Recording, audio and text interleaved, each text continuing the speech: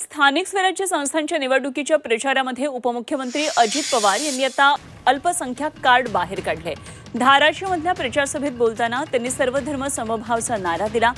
कोणत्याच पक्षाकडून अल्पसंख्याकांना मंत्रिपद देण्यात आलेलं नाही, मात्र मी हसन मुश्रीफांना मंत्रिपद दिलं। आपल्या मंत्रिमंडळामध्ये सर्व धर्माच्या लोकांचा सहभाग असल्याचं अजित पवार म्हणाले। आम्ही जे बोलतो ते करतो, आम्ही नुसतंच मोकळ आश्वासन देत नाही।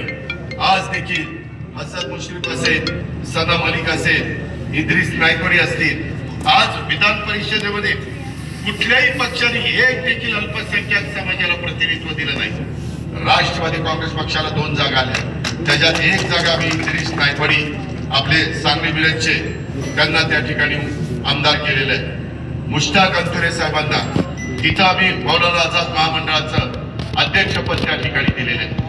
अल्पसंख्याक विभाग आमच्या राष्ट्रवादीकडे, औकाफ राष्ट्रवादीकडे।